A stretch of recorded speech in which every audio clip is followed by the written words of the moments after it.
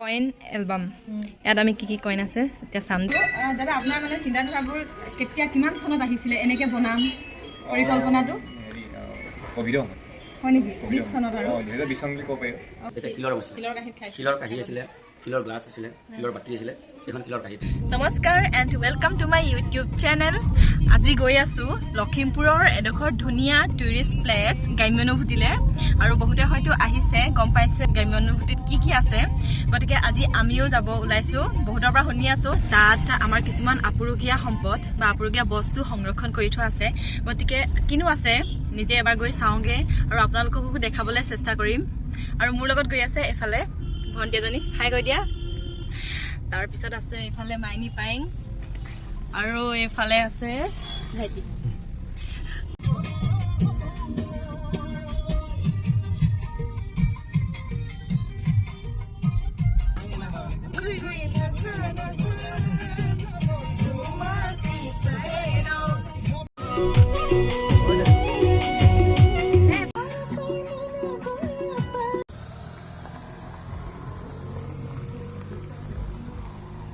এইফালে আলি আই লৃগাঙৰ বাবে প্ৰস্তুতি চলাই থকা হৈছে তৰুলতা কুটুম আহিব নেক্সট ভিডিঅ'ত আপোনালোকে দেখিবলৈ পাব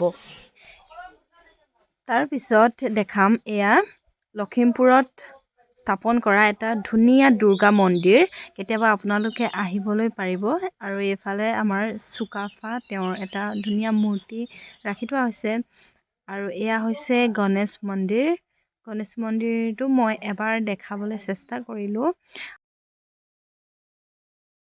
ফাইনেলি আহি পালোহি আমাৰ ডেষ্টিনেশ্যন কেনেকুৱা লাগিছে মাইনী ভাল লাগিব দেখাই আছোঁ আপোনালোকক গ্ৰাম্যানুভূতি হয়তো নামটোৰ পৰাই সকলোৱে বুজিব পাৰিছে যে কি উদ্দেশ্য লৈ এই পৰ্যটনস্থলী নিৰ্মাণ কৰা হৈছে এখন পুৰণা ব্যৱহাৰ নোহোৱা চাইকেলৰ পৰা ইমান সুন্দৰকৈ এখন গেটৰ নিৰ্মাণ কৰিছে গেটৰ পৰা সোমাই সোঁফালে পাব টিকেট কাউণ্টাৰ আৰু ইয়াত 5 বছৰ বয়সৰ তলৰ ল'ৰা ছোৱালী আৰু বয়োজ্যেষ্ঠসকলৰ বাবে ফ্ৰী তাৰপিছত শিক্ষাৰ্থীসকলৰ বাবে 10 টকা আৰু বাকীসকলৰ বাবে 20 টকা মাচুল তাৰ পৰা বাওঁফালে আছে এটা টঙি ঘৰ আৰু পোনে গ'লে তেওঁলোকৰ নিজা বাসগৃহ আৰু ঘৰখনো ইমান ধুনীয়াকৈ সজাই তুলিছে আপোনালোকক কি ক'ম হয়তো নিজৰ দৃষ্টিৰে চাব পাৰিলে আপোনালোকে আৰু ভালদৰে বুজিব পাৰিব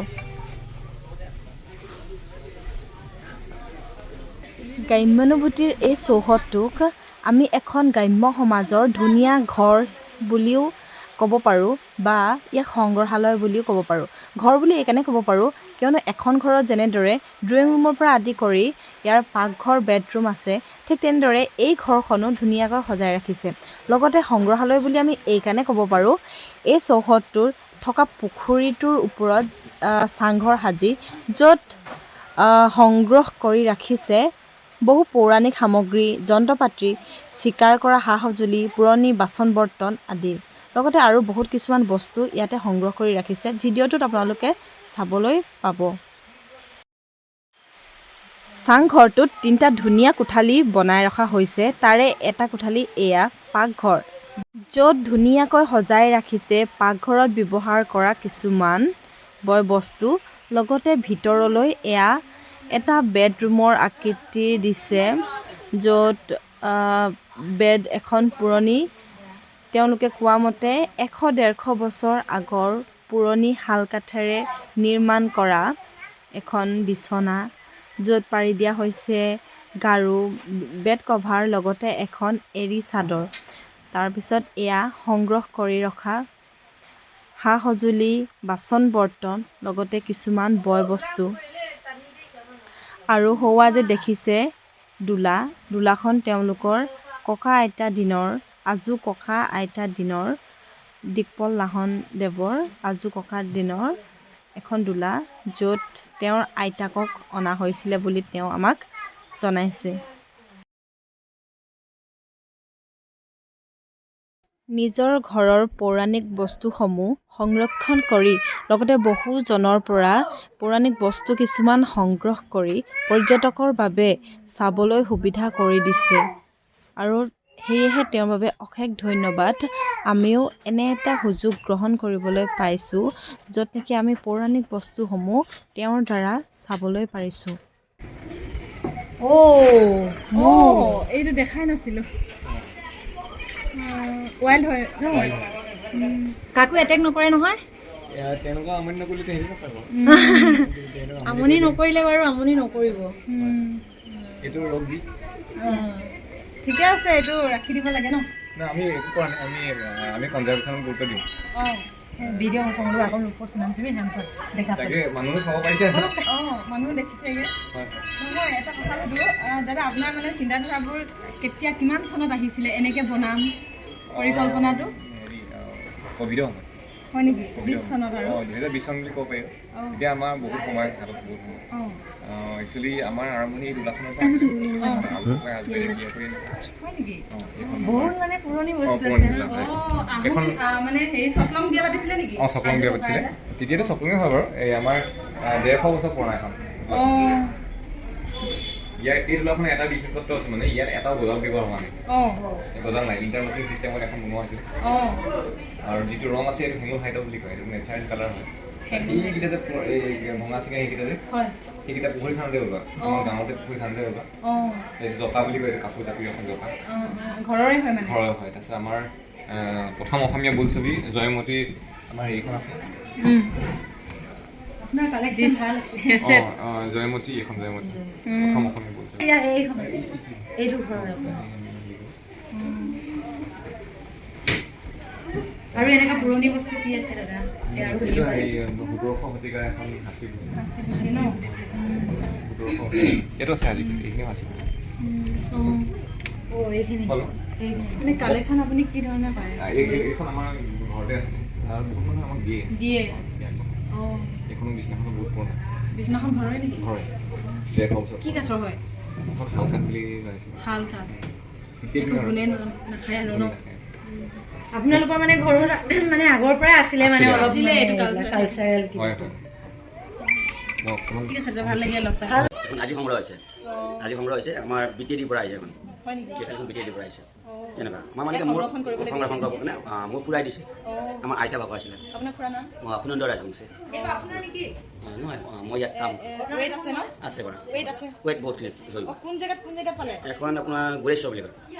গুৰেশ্বৰ দাদাই মানে ইয়াত আনি থৈ দিছে। তাতো ক'ৰবাত মানে ৰাখি থৈছিলে? না ঘৰতে আছিলে। ঘৰত তাৰপিছতে যেতিয়া ইয়াত ঘৰত থাকিলে কোনো দেখা নাপায়, ইয়াত চব এপাত এপাতকৈ বস্তুবিলাক ঘৰত পৰি যোৱাতকৈ ইয়াত দিছে, চবে আহি কিনে চাওক বা শিকক। তেনেকুৱা এইখন আপোনাৰ কাঁহৰ কাঁহী বাচন তৈয়াৰ হোৱাৰ আগত শিলৰ হৈছিলে। তেতিয়া কাঁহৰ কাঁহী বাতি তৈয়াৰেই হোৱা নাছিলে, তেতিয়া শিলৰ হৈছিলে। শিলৰ কাঁহী আছিলে, শিলৰ গ্লাছ আছিলে, শিলৰ বাতি আছিলে। এইখন শিলৰ কাঁহী লাইচেঞ্চ ল'ব লাগিছিলে। হয় নেকি? এইটো লাইচেঞ্চ ল'লেহে আপুনি চিনাব পাৰে। এইটো ৰেডিঅ' ক'ৰ পৰা সংগ্ৰহ কৰিলে? এইটো বেলেগেই দি যোৱা। তাৰপিছতে মানে কি যিটো লাইচেঞ্চ লয় তেতিয়াহে আপোনাৰ ইয়াত নিউজটো বাজে। সংগীতৰ লগত জড়িত কেইবাটাও ইয়াত বস্তু আছে ন? কেমিকেল কালাৰ নহয়, হাতেৰে বনোৱা ৰঙা ৰংটো? হয়, হাতেৰে বনোৱা ৰং। কিবা গছৰ গুটি এনেকুৱা হ'ব চাগে? এইটো গছৰ গুটি ৰং, গছৰ গুটি, গছৰ পাত কালাৰ কৰা। আৰু কইনাগৰাকী যিটো ড্ৰেছ পিন্ধি আছে আহোম ড্ৰেছ আহোম ড্ৰেছ এইটো। আৰু এইটো আপোনাৰ ব্লেক এণ্ড হোৱাইট ফটো আছিলে। ফটো ৰিলবিলাক ইয়াত থৈছিলে। ইয়াত ন? ৰিল আছে বাৰু, মই আপোনাক দেখাই এই ৰিলবিলাক ফটো ৰিল আছিলে ব্লেক এণ্ড হোৱাইট। এইটো মেচিনত আগতে থৈছিলে তেনেকুৱা। আৰু এইখন বনাব পাইছে হেংদাং। হেংদাং। এইখিনি সংৰক্ষণ কৰি আনিছে ক'ৰবাৰ পৰা ন? এইবিলাক খাচী পুঠি। খাচী পুঠি বুলি কয় এইবিলাক চব তেনেকুৱা। আৰু এইখনৰ নামটো ময়ো নাজানো। ইয়াত চব হেৰি কৰা আছে, অংকন কৰি থোৱা আছে। কাঠি ফুল বাচি থোৱা আছে। এইখন বহুত পুৰণা। ক'ৰ পৰা বা আনিলে? মানে কেনেকুৱা মানুহবিলাক চাব আহিলে তেওঁলোকৰ ঘৰত যিটো এপাত দুপাতকৈ পৰি থকা বস্তুবিলাক ইয়াতে সংগ্ৰহ কৰিছে তেনেকৈ। তাৰপিছত আহিলে VIP কাপোৰ থ'বলৈ কাৰণে। এইটোৰ আগত এইটোৰ পিছত এইটো ওলালে VIP। এইটো কোম্পানী, এইটো বাহিৰে বনোৱা মানুহ ঘৰত আছিলে। কাপোৰ থ'বলৈ এইটো আগতে ব্যৱহাৰ কৰিছিলে। এইফালে বানকাঁহী আৰু তাঁতৰ কিছুমান সা সামগ্ৰী। চেমচাং। আপোনাৰ ইয়াত দি ৰাখিছে? নহয়, মানে এনেকুৱা এনেকা আছিলে। Coin album. ইয়াত আমি কি কইন আছে এতিয়া চাম দেই। ৱাও, এইটো কিন্তু চাবলগীয়া বস্তু ন? 20 পইচা 5 পইচা ক'ৰ পৰা কালেক্ট কৰিছে ইমান ধুনীয়াৰ পৰা আছে যোনে কালেক্ট কৰিছে মানিব লাগিব এইটো দীপল দাম তেখেতে হয় হয় হয় ভাল চিন্তা কৰিলে দেই আৰু কাগজৰবিলাকো কালেক্ট কৰিব পাৰিলে ভাল আছিলে এইটো এইবিলাক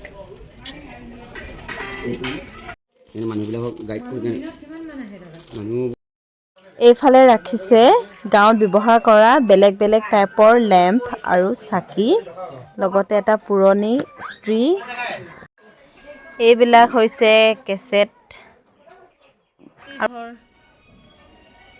জয়মতী শোণিতকুঁৱৰী খুলিব যেনে খুলিব নোৱাৰে লকটো অকণ বেলেগ ধৰণৰ তলা নমৰিলেও খুলিব নোৱাৰে এতিয়া পৰা যাব বাৰু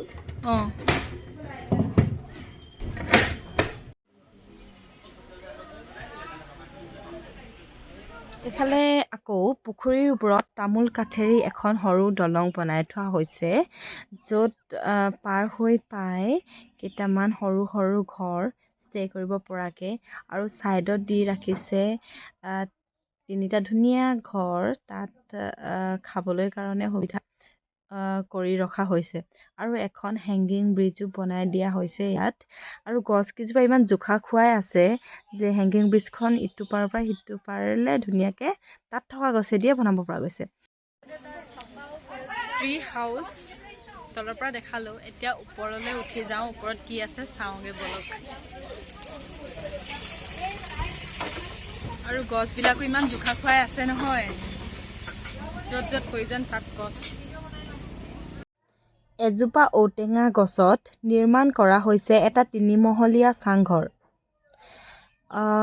আমি এইটো টঙিঘৰ বুলিও ক'ব পাৰোঁ টঙিঘৰৰ আৰ্হিত নিৰ্মিত এই চাংঘৰৰ নাম দিয়া হৈছে হেটুলুকা বক্ষবিলাস ইয়াতে স্থাপন কৰা হৈছে এটা সৰু পুথিভঁৰাল গছত পক্ষীয়ে বাঁহ সাজি কণী পাৰি উমনিত বহা এইবিলাক সকলো এই চাংঘৰটোত দেখুৱাইছে লগতে এখন বুৰঞ্জী কোষ ৰাখি থোৱা হৈছে এয়া পাত কেইটামান লুটিয়াই চালোঁ ময়ো